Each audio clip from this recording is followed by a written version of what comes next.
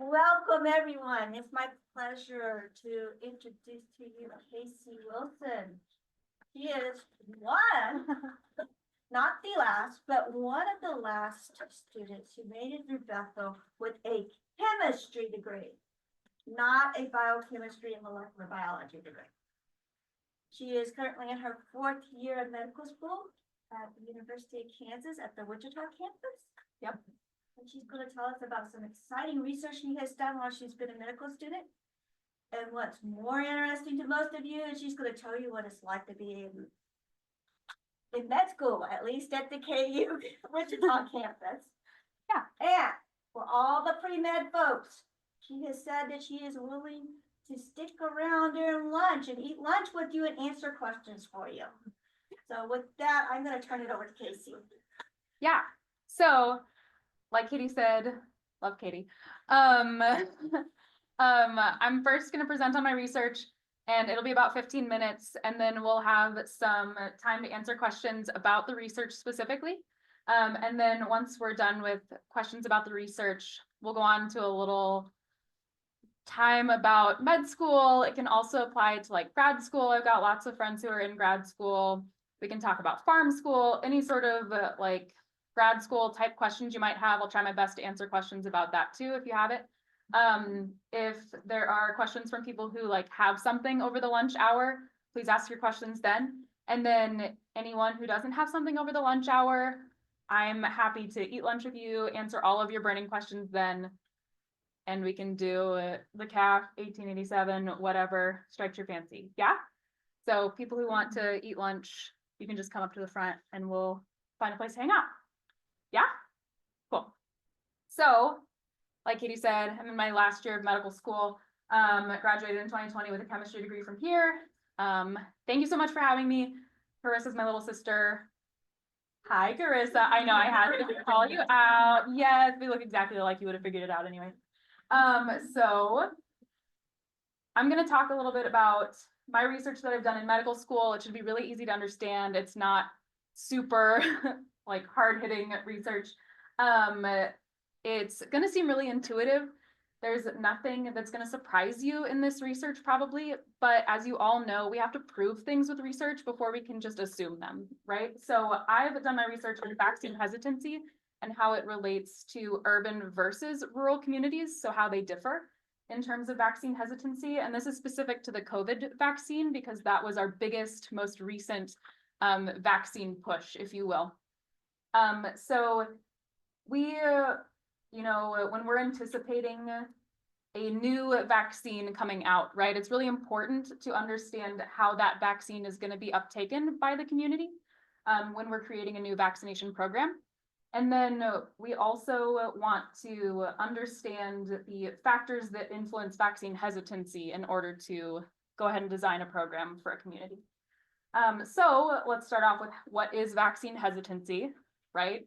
Because we can't just assume that it's the same for everyone. So it seems simple, but it's really important to make sure that we all start on the same page when we're doing science.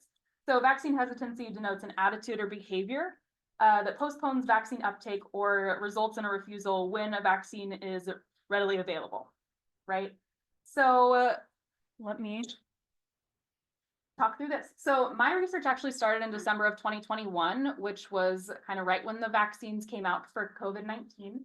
So in 2021, the CDC stated that 15% of adults remained unvaccinated against COVID-19. That was when the vaccines were readily available, which again is our caveat for vaccine hesitancy. So why do we care, right? So vaccine hesitancy undermines herd immunity, elevating morbidity and mortality for whatever disease we're talking about. And it is associated with higher rates of outbreak and all of that jazz.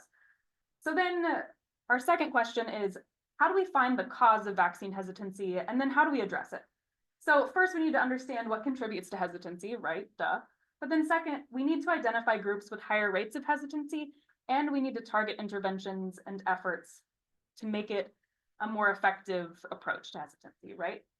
So then we theorized that our rural communities would be particularly vulnerable compared to our urban communities. And we wanted to know why.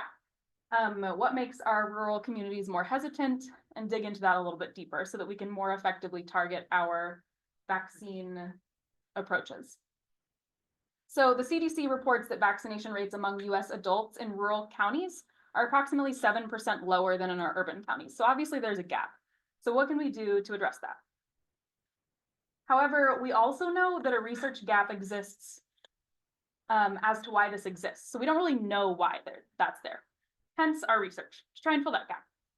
So additionally, studies have indicated that tailoring vaccine programs to the community in which they're gonna operate makes them way more effective. Again, this is a little bit of a duh moment, but we have to actually do the research to prove that, right? So Kansas ranks as the 13th worst state in terms of vaccine hesitancy. So we have one of the highest rates of vaccine hesitancy in the US. This poses a considerable health risk to Kansas and to our rural residents in particular. So the prevalence of social determinants of health needs in rural Kansas amplifies the vulnerability, right? So we take into account that rural Kansas and the majority of Kansas is also really poor and has poor access to health in general. And we put on top of it that we're very poorly vaccinated. And it just kind of creates a spiral, right? So with an estimated population of approximately 3 million in Kansas, 1 million of those are rural. So you do the math, this is a large portion of our community that is being overlooked by current research. So therefore, we really need to consider the impact of our rural communities when designing vaccination programs.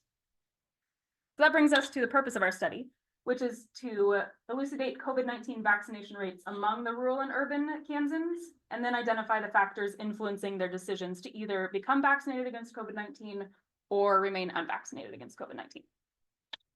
So let's talk methods. This is where we'll get into some nitty-gritty stats. If it hurts your brain, just ignore it. It'll be over quick, I promise. So study design and participants over here. So study utilized a cross-sectional survey of residents in Kansas, people who have taken stats. That just means that we've, looked at it in one point in time, right? So data was collected through surveys conducted by the Rapid Acceleration of Diagnostics of Underserved Populations, or RADXUP program, project at the University of Kansas Medical Center. This was in collaboration with the National Institute of Health. And there were 2,196 participants. And that was a pretty even split between rural and urban, which I'll flash up our metrics later. So the questionnaire focused on vaccination status and then the perception of vaccination against COVID-19. So of course, all of this was approved by KUMC IRB. So in terms of study data collection, we utilized convenience sampling. So this means essentially if you're there and you agree, you get a survey. We're not necessarily doing a lot of active recruitment other than we're actively asking you to participate, but we're not going out and recruiting off the streets kind of thing, or sending surveys out in the mail. So that's kind of convenient sampling, right? So to obtain self-reported data on testing, vaccination status and related opinions, beliefs, electronic surveys. So you have to be able to operate something like this. You have to be able to read, you have to be able to click. All of those things are important when we think about generalizability and who was included in the study. 10 counties of interest were identified. There were 6 rural and 4 urban. And then we used community-based partners who were recruiting the participants at community events, COVID testing sites, clinics, things like that. So then data analysis. So we used standard descriptive statistics to create demographic profiles of the recipients, respondents. So that's going to be on our next slide. I'll show you that. We used chi-squared tests of independence to determine relationship between responses, which were yes and no, and then county of residence, which was determined to be either rural or urban. And then I can go into more if you want to know what's rural and what's urban, but use common sense on that one. But then we used a sample size of 100 calculated as necessary for adequate power to determine significance within 1 degree of freedom. Ignore that unless it means something to you. We can talk about it more. So we provided participants with a series of possible reasons someone may choose to receive or decline a COVID vaccine. And then we asked them to select statements that most aligned with their decision-making process. It was a choose all that apply. So they could choose multiple. They didn't have to choose their most important one, right? And then these responses were analyzed to assess differences in proportion, and then connected to whether they were rural or urban, essentially. So let's look at the response characteristics. The main thing I want you to take note of on our demographics is look at the proportion that's male versus female. This is going to come in later when we talk about generalizability. So we've got about 70% that are female, right? So that's a big concern when we think about how we can generalize this to the population. Also think about who's going to be most likely to answer a survey, right? Yeah. This is an example of what our survey looked like. Obviously, it was in an electronic format, but if you have questions about what we were asking people, we can come back to this later. And then this is our first data table, right? So this is vaccine status. So like, yes, I got it versus no, I didn't. And then this is rural versus urban, right? So then you can see our p-value over there, very, very good, right? Like super duper significant. And then our split, the amount of rural people that are vaccinated, urban people who are vaccinated. It's about a 10% difference, right? So slightly more than 74% of participants statewide were vaccinated. But when we split it up, very significant difference between rural and urban, right? So then we took the participants who answered yes, and we gave them positively framed questions. Why did you choose to become vaccinated? And then we gave the people who answered no, negatively framed questions. Why didn't you choose to be vaccinated? And then we looked at those answers. So here are our reasons for, yes, I wanted to get the vaccine. Number one for both rural and urban was I want to keep my family safe. This was regardless of where they lived, right? And you can see it's pretty even. But then also high on our list was community safety and personal safety. I personally thought it was interesting that family safety ranked above personal safety, right? You're getting a shot. It's like a personal medical thing to get a shot, but the number one reason was family safety. Kind of makes sense with how the COVID vaccine was marketed though, right? And then also something to note is this was our only difference really between urban and rural was I want to feel safe around other people, right? Significantly different over there, but makes sense. Rural people aren't coming into contact with a lot of people, right? That would make sense. So this is our negatively framed questions, why we didn't receive a vaccine. So number one for both, side effects. I'm concerned about side effects. Quite a bit higher on the rural side, but pretty high on both, right? And then also high on both, I don't trust the vaccine safety, and then I don't know enough about how it works. One thing I want you to take from this table in general is that on the rural side, we have much higher rates of what I would consider general vaccine education, right? Like I'm not quite understanding how the vaccine is working. So when we look at it as a whole, so side effects, vaccine safety, and how the vaccine works, right? They're much higher than the urban side, right? So maybe there's an education gap that we could do better on in how we frame our programming to rural communities, right? So there's a self-reported perceived knowledge gap on the rural side is how I would frame that. So talk conclusions. The study showed a significant relationship between rurality and their decision to receive an approved COVID-19 vaccine. That was that really high, really low p-value, right? At the time of data collection, 25.6% of Kansans remained unvaccinated. That's really high, especially compared to national data, right? Really high. So we can do better. Consistent with findings from other studies that have identified Kansas vaccination rates as much lower than other states, right? Rural counties had a vaccination rate nearly 10% lower than urban counties, which is seen throughout the broader US, right? That our vaccine programs are not doing great in the rural counties. And approximately a third of Kansans live in rural areas, which is highlighting a need for us to research better for our rural communities. So most of Kansans were vaccinated to increase personal, family and community safety. Urban communities really responded to community engagement. And then also Kansans foregoed vaccines for concerns about side effects, safety, vaccine mechanisms. And we talked about it being higher in general in the rural communities and an implication for vaccine program designs in the future to really highlight public engagement, healthcare communication with patients, and just a general call for scientists to be better at engaging with our lay community and how we talk about things, right? We're obviously not doing a great job at communicating these concepts because we're not quite getting there, right? So we can definitely put some more, which I think brings me to my next, after I talk about my limitations, we can put some more effort into communicating on the same level with these people, right? So that we can really engage. So let's talk limitations, because we've got a lot of them, right? So we've got several limitations. We use convenience-based sampling, so we can have biases such as decreased response rate, response bias. The questionnaire required people to recall past events, so we can have recall bias. And then there's the accessibility. We talked a little bit about it might be phrased poorly, or the vocabulary may not have been understood by some people. Maybe the response format wasn't conducive to someone answering the question in the way we intended. Generalizability, goodness, we could go on, right? Only included people from 10 counties in Kansas. There are a lot more than that. Most people were female. Most people were recruited while seeking healthcare, which could definitely change who responds to our survey, right? Surveys also required people to be literate.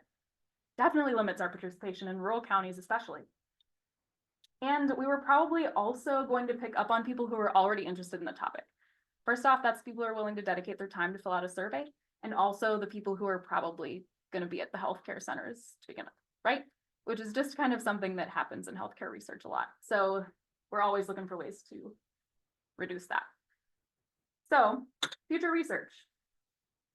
One of the things on our survey was we left a space for, please click this if there's other things that played into your decision, right? There's always going to be reasons for people's decisions that we can't possibly think of. And so one of the only ways we can really pick up on that is if we go and talk to people. So we really just need to dedicate more research to picking up on those reasons that people clicked as other, right? So there's huge areas of research we could do into this further. Definitely a lot of research on the most effective communication strategies and education strategies for vaccine programming and just education tools. And then anything with rural health. Rural health is a huge, huge gap. Anything with rural, there's not a lot of money in it, so people don't like to research it. So if you go to look for anything in rural health, you're not going to get a lot of hits when you're searching through your databases. So that was one of the huge reasons we wanted to do this research. So I encourage you, if you have a passion for rural health, rural anything like I do, there's a huge gap. So anyway, acknowledgements. University of Kansas, Radix Up, Department of Family Med and Community Health, Department of Rural Health, Medical Education, Department of Biostats, and then the counties that we used and let us operate in. So there we go. And then Carissa let me talk about it. So there we go. References 1, references 2. There we go. And then we'll do my other one. So that's research. I know it's not.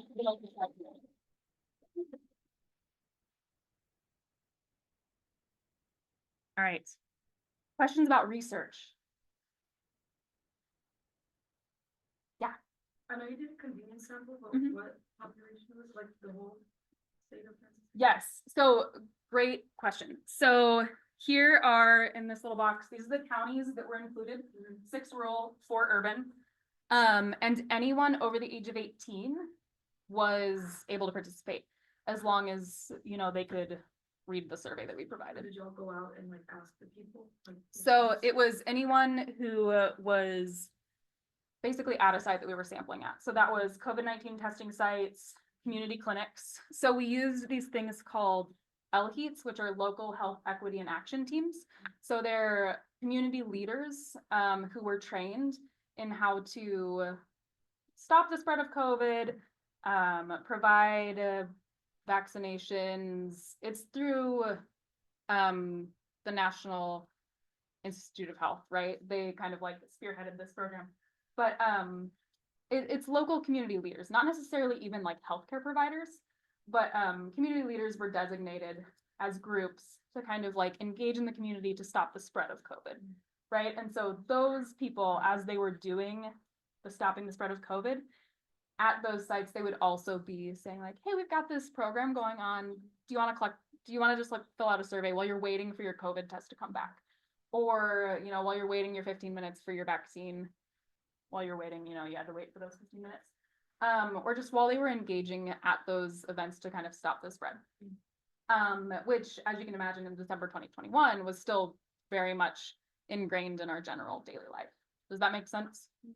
So, I mean, it could have been like out at the grocery store, Yeah. but it was still somewhat connected with COVID in Yeah, some way. They all just like, Yeah. did y'all go out to like specific like areas, but. Yeah.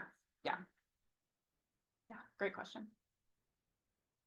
Pick which one wants to go first. Sure. How were the counties selected for the research? Like, was it randomly, was Mhm. it chosen specifically? That's a great question. So these 10 counties were chosen by the RADx Up program to be the 10 counties for the LHEATs to be started in. So the RADx Up program is not something that like I had a hand in choosing, but the University of Kansas, the state of Kansas, the National Institute of Health, they decided that those 10 counties would have the best infrastructure for choosing community health teams and like getting them up off the ground, and also bear the most benefit from having those teams working to stop the spread of COVID. Does that make sense? So the counties were selected based on both risk to COVID and feasibility of having these teams. Yeah, so it wasn't necessarily on my part that the counties were chosen, but it worked out to be a pretty even spread of urban and rural. And so the locations ended up being really good for this kind of research, if that makes sense. It's a much bigger project than just this vaccine research. So I think in this, we, a couple, you know, with the convenience sampling and the fact that, you know, the RADx program was for trying to spread this extra, you know, information about it. Yeah. And that a lot of the data was collected from health centers, that would maybe isolate some of the more extreme no's Mhm. on the spectrum. People who are generally distrusting of medical professionals. Were you able to like factor that out, or like how much of an impact do you think that had on your final data? Yeah, that's a good question. I think so. We actually did end up doing some surveys with not some surveys, some interviews with some of the people who were no's, right? And in talking with them, in talking with some people who were no's, I personally didn't experience a lot of like extreme no's. I experienced more of just like, I don't know what to think, right? As being the no's. But I definitely see where you're coming from with like being distrusting of medical could definitely lead to some no's. We didn't factor it out in any way. We just wanted to get like we're taking a sample of people, right? And so, yeah, I don't know. I don't know how we could factor that out, but that's a good thought. Thank you for that. Yeah, what's up? When I look at your counties, I see Yeah. Finney and Seward as some of your rural counties, which Yeah. are very heavily Spanish speaking. Yeah. So when you mentioned literacy as one Yeah. of your limitations, was that specifically English literacy, or were Mhm. these surveys offered in other languages? I do believe there was an English and Spanish, but I would have to double check. Yeah, because it's, to be quite honest, I looked at that part of the study in 2021, so I would have to double check. But I do believe that there was English and Spanish. Yeah. Oh. Ooh, that's a good question. Like in choosing my topic for research, or yeah, and beginning the process, I think the most important question I ask myself in choosing research projects in general is, what am I passionate about? Because this obviously ended up being like a 3 or 4 year project. And I think that it's really important that it's something that you can stare at for 4 years. So obviously I'm really passionate about rural health, because I'm from rural communities and I want to go back to rural communities. And so this is like a fight that I'm gonna fight, right? This is gonna directly impact me every day of my life as a rural family physician. And it's gonna impact my patients a lot. And so I want to understand them. I want to know, right? And so this is something that I could look at every day. It's not just something that I was doing to like get a publication, right? This is something that I felt strongly about. So I think when you're trying to choose a project, definitely think, what are some things that I care about? Because you're gonna spend a lot of quality time with it. And if you don't care about it, it's gonna hurt, if that makes sense. Yeah. So we all know, like, especially at the beginning, the vaccine was very politicized. Mhm. Is that something that you guys had to take into consideration when like designing your methods, or how did that affect the whole process of this? Yeah. So it's definitely something that came up in those individual interviews that I mentioned doing. We kind of tried to put it in there because we did want to acknowledge that it is something. We didn't want to just put an option for like political reasons, right? Because that doesn't really tell us why. We wanted people to say, to dig a little deeper, right? And so you see some of those come up in, a lot of those would boil down to, I don't trust, or side effects, or like it doesn't work, or I don't believe that the COVID pandemic is as bad, right? So we tried to really think through, okay, so yeah, we know it's highly politicized, but what are the deeper arguments within that, and include that into our survey so that we could actually get some more data from it, rather than kind of people just using that as a like, that one, right? And there's always the like, they could pick other concerns if they felt like these didn't really fully capture. But we found that a lot of people felt like these captured, right? In talking with them, they would say these things. They would say like, oh, I feel like it's a little bit political, but mostly it's like distrust, right? So that's kind of how we tried to approach it. Does that answer your question? Yeah, but it definitely played in, for sure. Yeah. Any other questions? Yeah. You might have already said this, but lost it. But is this over the initial vaccine COVID-19, or does this account any boosters and stuff? Did you like take into account? Yeah. Great question. This is the initial 2 series, I believe, but this would have been just people would have had the opportunity to have 1 shot, but it was with the understanding that they're going to get another shot, I believe. But I think this is just after they've had their first shot. But we included people, we considered people vaccinated if they'd had 1.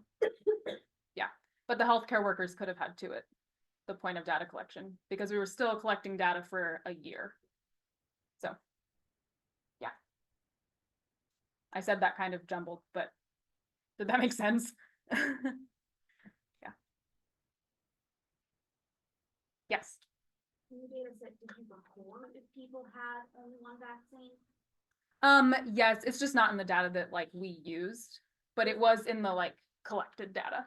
Did you evaluate it at all? Like, was there any difference you noticed? No, we didn't look at it because we were looking at straight, did you get a vaccine versus no vaccine? Yeah. Yeah. There was a lot more significance found. We actually had to cut the collection at like a certain number of things we were looking at because it was just, there was too much data being collected. So yeah. Was there another question? Or should we move on to med school? Med school stuff? Okay. We'll rapid fire it a little bit. All right, med school, questions you're too afraid to ask, don't know to ask, don't know who to ask, all those things. One thing, ask me anytime. This is all my contact info, my phone number, my email, also my Insta, if it's easier to just DM me. Or just ask Carissa to text me. So all of this info will be on a huge slide at the end. Please screenshot it, like do whatever. All I ask is that you say, hey, this is so-and-so from Bethel. I have a med school question. That's all I ask. Text me anytime. Yeah. I know that it's like scary to ask, like, to know who to ask grad school questions to, med school questions to, farm, whatever. You never know who to ask. It was scary being in that place. I remember it. So now you have someone to ask. So first, the MCAT. This is like a quick and dirty. First of all, I will admit it's been like 4 years since I took mine. So if you have a friend who took it recently, maybe ask them too.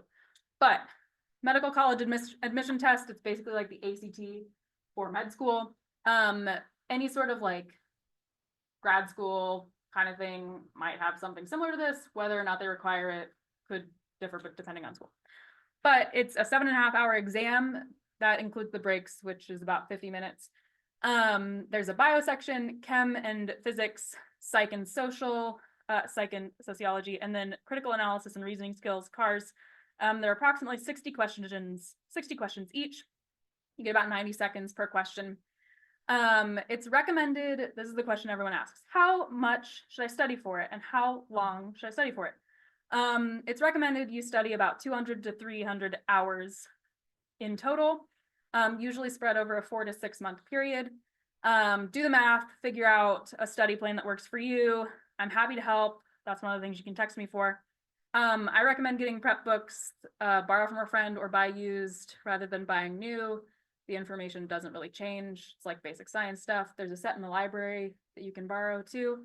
I recommend taking 1 to 2 practice exams, one halfway through your studying to like get a baseline and one a week before the test to know what you're testing at. Does that make sense? I studied for like 4 months and I think I studied like 350 hours. It worked well for me. So that's my recommendation. It's scored from 472 to 528. The KU average MCAT is usually like a 508 to a 509, depending on the year. And then we're considered a moderately competitive school. Most of your state schools, that's going to be the average. Claire, maybe you can correct me on this, but if you're a Kansas resident, these scores on your MCAT and your GPA should guarantee you an interview unless there are red flags otherwise. So yeah, I would aim for a 505 and above if you have a decent GPA. That's my recommendation on the MCAT. Applications. So most schools have an initial application and then a secondary application. You do have to pay a small fee for both. Don't be surprised. Each school, you have to pay a fee that you apply for. Again, ask a friend who's going through it. Options for early decision program or regular decision. Early decision means, again, this is the same for like any school of any kind. So early decision means you're only applying for one school. And if you get into that school, you are going. It means I'm putting all my eggs in this basket. And if you let me in early, I promise to go there. That's what I did to KU and it was awesome. It means that I knew I was going to med school 6 months before everyone else. It was great. I knew I wanted to go to KU because it's like a top 10 school for primary care. And that's what I know I wanted to do. So it was awesome. If you do regular decision, that's also fine. It means you can apply to a bunch of schools. You might not get pulled off the wait list until 3 weeks before school starts, which is also fine. It's just, you know, if you don't know where you want to go for sure and you want to feel out the field a little bit, that's fine. So just consider both those options. You will have to pay for each school that you apply to though. So save me a little bit of money doing early decision, but it's because I knew where I wanted to go. Interviews. There are 2 types of interviews. You will do both for each school that you get interviews with. There's open and there's closed. Open means that they can see your entire file. That means that they can see your grades and your test scores. Usually this person is your advocate. When your application is brought in front of the board, they gather all the info from all the interviewees, all the interviewers throughout the day, and then they present your case to the board, essentially. Then you have your closed interviewers. They can't see your grades or test scores. They kind of see your other aspects. They're not supposed to see your academics. So they see you as a person, I guess is the idea. If you're gonna get an ethics scenario, it'll probably be in the closed one. This is like if you have a Jehovah's Witness come in and they need blood, what do you do? Students are also interviewers, they're closed interviewers. So you could see me. I'm just kidding. I just turned down my option to be an interviewer today, so you won't see me. That's why that's still on here. I'll be helping for interviews in other ways. You'll see me as parts of panels and stuff on interview days, but not as an interviewer anymore. Anyway, so open, closed. If you have other questions, I'm happy to answer them about interviews. I know they can be stressful, but they're really not. It's actually a really fun day. What does med school even look like? So it's 11 months out of the year. You get holidays and spring break, but it's like a full-time job. I consider it a 9 to 5 with different hours depending on the day. You will work hard, but you will have free time.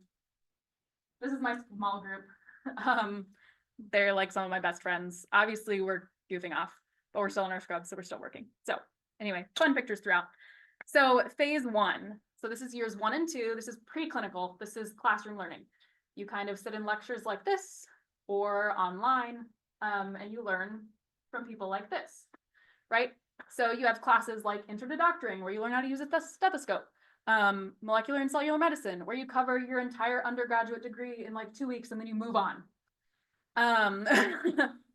Infection, blood, and immunity, you know, figure that one out. Respiratory and circulation, GI, renal, musculoskeletal, brain and psych, repro and fetal development, all those things. These are 2-month blocks for the most part. So this is the entirety of the first 2 years of medicine. And then you take step 1. This is the first board exam. It costs $700 to take. Yeah, it does. No one tells you that, but it does. It's the medical licensing exam over the basic sciences of doctoring, which are these things. And so you must pass it to start step 2. It's pass fail. It's 8 hours long. And so you'll notice that each test gets longer. Yeah.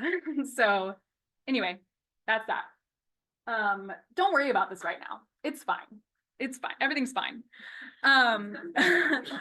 Money is fake in med school. It's fine. But anyway, so yeah, you learn the basic sciences and then you take a test over it.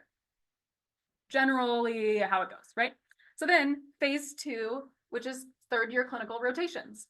So you have, this is what I call the gen eds of medicine, of like clinical medicine, right? Family medicine, internal medicine, surgery, neurology, psychiatry, pediatrics, obstetrics and gynecology. Again, working hard but playing hard, right? This is us on our general surgery rotation. And then you take another board exam. It's called step 2. Again, it costs $700. It's at the end of 3rd year. So it's over these things. Getting how it works. You like learn some things and then you test over the things. So this is about clinical knowledge. So it's like diagnosing things and treating them, right? So you must pass it to apply for residency. I just took this exam. And so now I'm applying for residency, right? So this is how it works. And they use it to rank us and it's scored. Don't worry about it. It's fine. It's totally fine. No, this is actually fine. It's like pretty low stress, honestly. All things considered, this one is more high stress than this one. How long is it? Yeah, that's a good question. This one's 9 hours. And the step 3, the one you take after this one, is 2 days. Yeah, see, it gets worse. And that one's like $1,000. No, it's like 9 hours and then it's like 6 hours. But again, money is fake, time is fake. It's fine. It's fine. Everything's monopoly money in med school. It's fine. But anyway, don't worry about this one. All of this is studying for this. So we take like 4 months, not really, No, I think I started in December and I took this in April, late April. So like 4 or 5 months really to study for this one. This one, I took 3 weeks to study, right? Because all of this is studying for this. It's like so much more relaxed, right? But they do use it to rank you for residencies. So more stressful for some people who are doing things that are more stressful. But I mean, this is me rock climbing with a bunch of doctors and medical students. Like a week before I took this exam. Right? So this is to show you it will be okay. It's okay, I promise. Right? Okay. So phase 2, 4th year. So this is like your gen ed clinicals. This is like your elective clinicals. This is where it gets fun. See all those hours of electives? That's where you get to do what you want. You get to make your own schedule, right? This is how KU works. I don't know how other schools work. I'm just telling you about KU. But most schools work the same. So KU is one of the only schools that requires a roll rotation. You can actually, as of this year, do your roll rotation during your 3rd year, during your family med rotation. So if you wanted 4 more hours of elective, you could do that. But you also do a sub internship. This is where you go somewhere and you pretend to be a resident for a month, right? So it's like your practice, doing stuff on your own. Do you recognize where this is? Yeah, you're a scout, you know where this is. So I just finished my sub internship. This was my sub internship, at Philmont Scout Ranch. So my sub internship was taking care of scouts, doing wilderness medicine. So that's what those pictures are. We climbed the Tooth of Time. That was fun. It was not, but it was a good experience. Had to hike out into the wilderness with our search and rescue bags. And then that's our infirmary where I did my sub internship.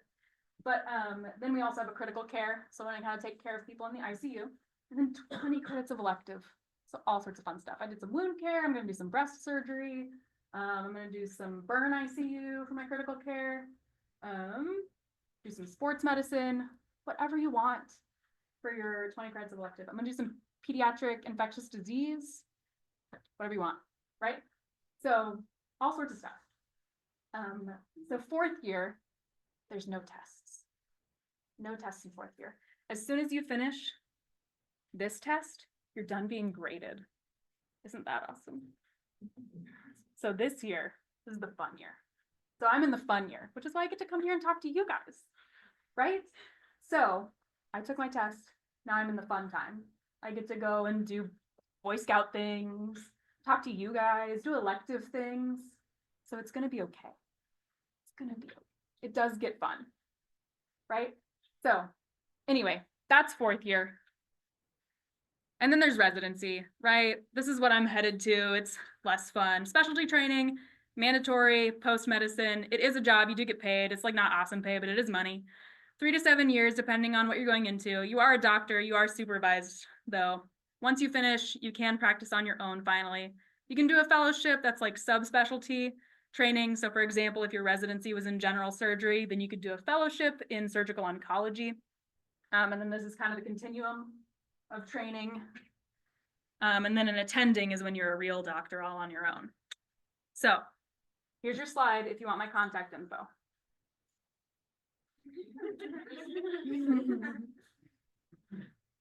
There you go. Right on time.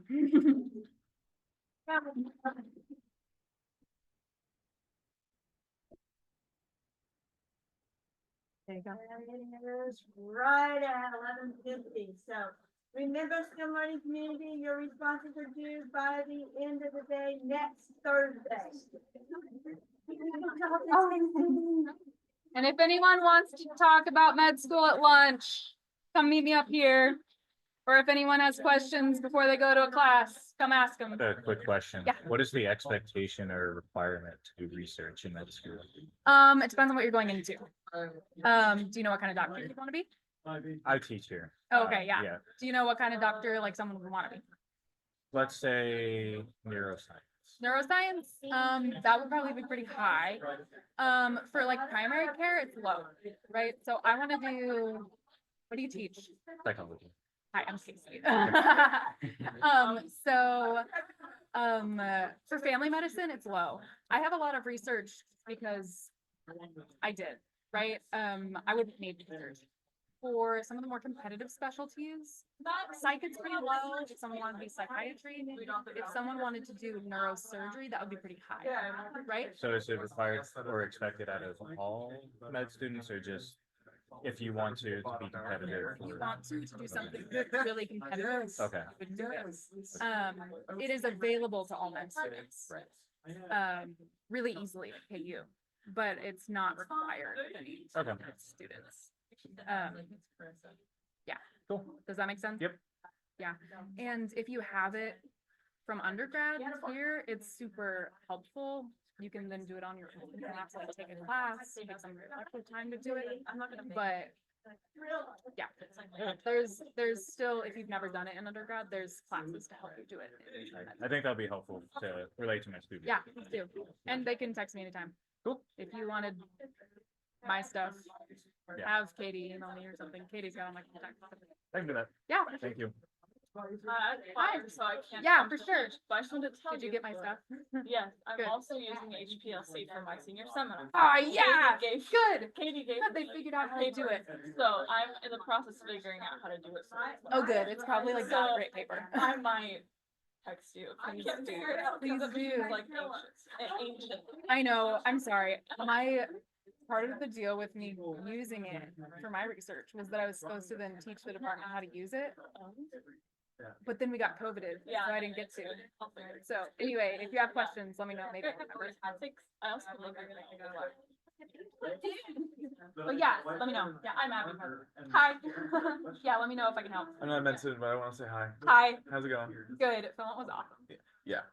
I didn't recognize it, and then I saw the infirmary, and I was like, wait, Have you been there? I had been there. Okay, I couldn't remember if you'd been there. I went there in 22. Okay. Yeah.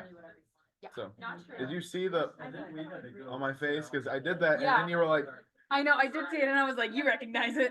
You know, I was like, are you pointing at me? Okay. I made this there. Oh, nice. Yeah, no, I had a great. It was a blast. I'm glad you had fun. Yes, I'll be back there as a doc someday. My brothers are doing good, by the way. Just so you know. Tell them hi for me. I will. Hello.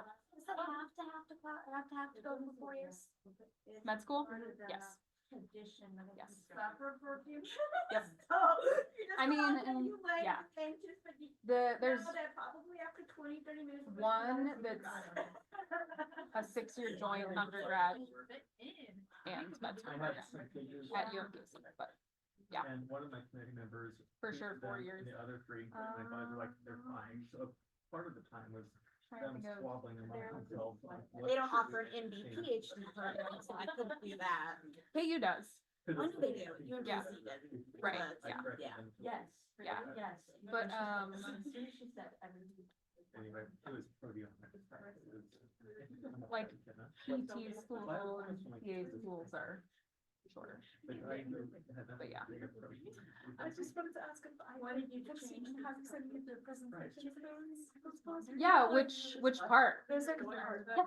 Awesome, thanks so much. Yeah, And sure. I would like to mention that just. Uh-huh. The medical school, My committee was all just, trajectory is very good. Uh-huh. but they weren't We have, necessarily all. so as soon as you graduate high school, you get a good school. and just go straight Yeah. to Satisfied the that 5 I years, and then you pass the Yes. entrance exam. Yeah, It's just one guy. Yeah. So this is like insane. yeah, yeah, which is why which is why in the US, if you're a doctor in another country, you have to like redo all of that.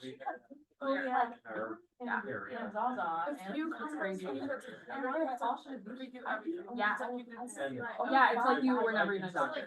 Yeah, it's wild. We've got international medical students like applying to residency. And it's wild. I'm like, wait, no, you were a surgeon? What? You know, and, yeah, it's like, it's insane how big that is. Yeah. As soon as you graduate here, you get to work forever. Yeah. Just save a lot of money. Yeah. Nice. Yeah, So that felt so much better. yeah, I mean, for sure, yeah, just text me and remind me that's right. If you want. Yeah. Cool. You're waiting on me, aren't you? Yeah, but Oh, I I don't- forgot. It's fine. Sorry. No, I think it's- It just. Hi. Hi. Question. Yeah, how are you? Let me